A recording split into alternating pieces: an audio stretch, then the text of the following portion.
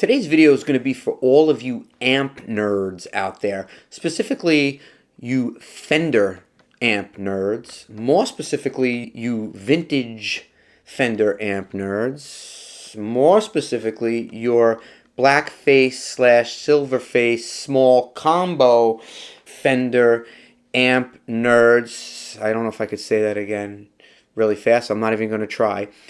And even more specifically, it's going to be about the blue stickered, blue labeled Fender Oxford, the undoubted red-headed stepchild of the vintage Fender Silverface Blackface amp world. I don't know if they came in brown faces and other such amps, but I'm familiar with them in Blackface and Silverface Fender amps from the late 60s up through the mid 70s, specifically in the Fender Princeton Silverface and the Fender Vibrolux Silverface. Okay, so if we look at the Fender amp forums, which if you're an amp nerd, I'm sure you have done, probably spent way too much time reading them, reading about speakers, because we are obsessed with speakers.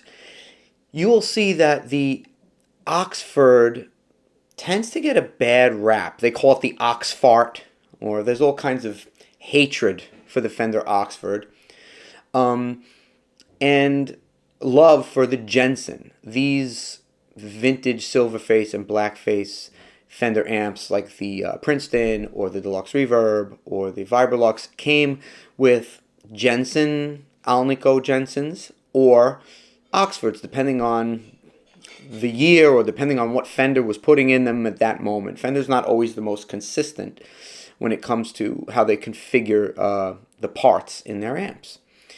So you have this kind of clear-cut divide between the Oxford and the Jensen. I have 4 Silverface vintage Fender amps. I have 2 early 70s Vibroluxes, and I have 2 early 70s Princetons, okay? And I'm going to admit, I was kind of like in that same camp where I was looking to hate the Oxford speaker, in this case the 10-inch Oxford, because that's what comes in the amps that I have. Now, all of my vintage amps that I bought, up until the last one, didn't come with their original speakers. So I never really had an Oxford or an original Jensen to compare any of my amps to. My 1973 Princeton has a Weber, I forgot one, the T50, I forgot which exact one it is because I'm not in that mode right now. But a very popular Weber speaker, which sounds phenomenal in this amp. It just rips. So I never had any reason to want to take it out because I loved it. I have another Princeton that has an Eminence Copperhead. And I did a video where I compared the Copperhead to the Oxford. You can check out this video right here where I did a comparison of the two speakers. And actually the comments that I received in that video was what made me want to circle back and talk about the Oxford itself, because I've come to love this speaker for what it is. Okay, I'm getting off the subject a little bit. But okay, so now my second Princeton amp, like I said, came with the Copperhead. I then went and bought a Vibrolux, which came with 2 different speakers in it. One was another Weber, which is the same one that's in my first Princeton, and another Jensen, like a lesser quality Jensen or more budget-friendly Jensen. A modern-day Jensen, though, not a vintage Jensen. So that amp is kind of its own thing. And then I went and bought another Vibrolux, a beautiful Vibrolux, which I did another video about here, where I was thinking about selling it, which I think that's off the table right now. Anyway. And that amp had the 2 original 1972/73 Oxford speakers in it. Okay? So here I was in a paradise of testing and thinking that I probably had to get rid of the original Fender Oxford speakers because they're horrible, right? Everybody hates them. Well, I just want to say that I have kind of come full circle on those speakers, and I want to discuss some of the things I love about them and what I don't love about them. But it's okay to have positives and negatives about a speaker or an amp or a guitar or anything, because it's all about the context of what you're going to use it for. And if you love the things that you love about it, then the things that you don't love about it might not really matter if you know what context you want to use it in. So I'm going to get into that right now. So let's talk about what I don't like about the speaker. And I'm going to be honest with you. A lot of what I don't like about it was already kind of drilled into my head by all of the forums that I read about it. I don't know, the Oxford, or it just, it falls apart when you play it loud, and blah, blah, blah. Okay, so let's compare it to the Weber, right? And having that in my Princeton and in my other Vibrolux, that's a dark sounding speaker. That's a big sounding speaker. It's the kind of speaker that when you bump it up, when you turn it up, maybe step on a pedal or two, it just rips. It just sounds so awesome. It's got a lot of balls, right? It doesn't fall apart, and if it does start to fall apart, it just sounds good anyway, okay? It lets you push the amp, and it tends to be very loud, but it's a satisfying sound, okay?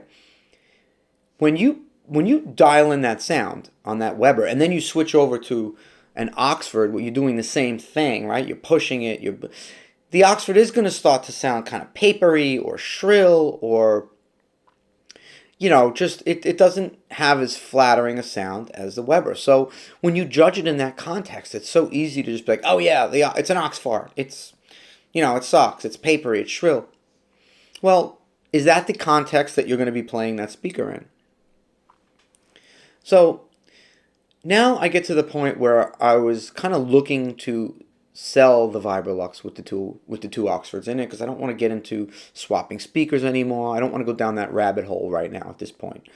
Okay, I'm just not in that mode right now. I might get in that mode again at some point, but right now I'm not in that mode. I'm out. I'm gigging. I'm trying to make money playing my guitar, which is what I do, and I'm thankful. I kind of know what I like, and I just don't want to go down that rabbit hole.